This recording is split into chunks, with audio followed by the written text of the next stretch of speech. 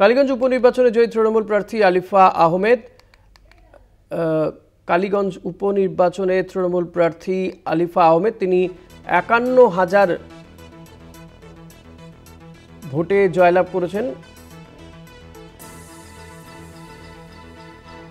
নিকটতম বিজেপি প্রার্থীকে তিনি পরাজিত করেছেন এবং বিধানসভা নির্বাচনে এই প্রথমবার লড়াইয়ে নেমেছিলেন আলিফা আহমেদ এবং প্রথমবার নেমেই তিনি জয়লাভ করলেন। পানিঘাটা উমাদাস মেমোরিয়াল স্কুলে গণনা চলছিল। ভোট পড়েছিল ৭২.৫০%। দু একটি বিক্ষিপ্ত ঘটনা ছাড়া তেমন কোনো অশান্তির খবর ছিল না ভোটে।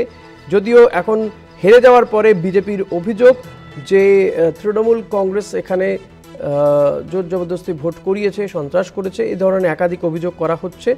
যদিও ভোটে ১৪ কোম্পানি, কেন্দ্রীয় বাহিনী এবং পুলিশও মোতায়েন ছিল, কিন্তু শেষমেশ এখানে শেষ হাসি আসলো আলিফা আহমেদ।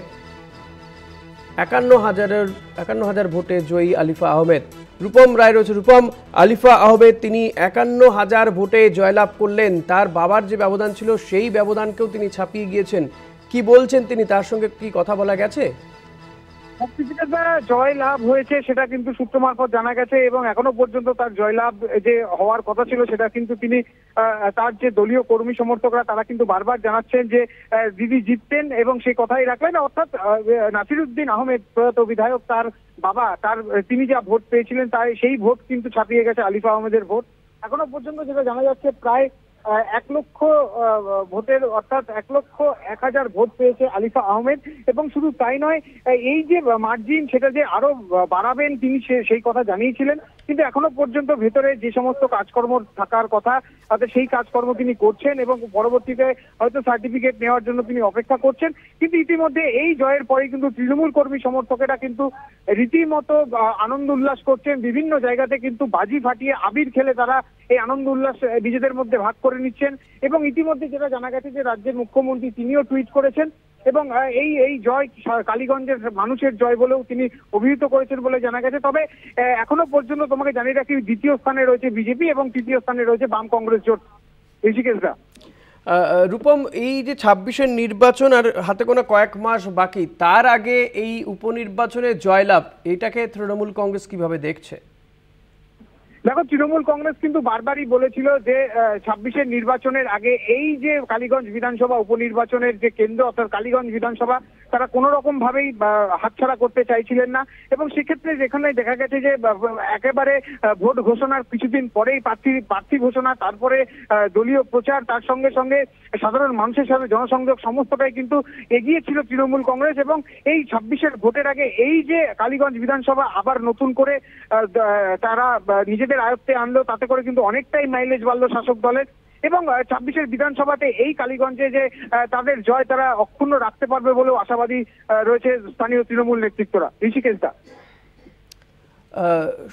রূপম, যেটা জানতে চাইবো যে এই যে এই ২৬-এর নির্বাচনের আগে তৃণমূল কংগ্রেস এই কেন্দ্রকে যতটা গুরুত্ব দিয়েছে, বিজেপির কোথায় খামতি থেকে গেছে, কি বলছেন বিজেপি কর্মী সমর্থক বা বিজেপি প্রার্থী, তার সঙ্গে কি কথা বলা গেছে?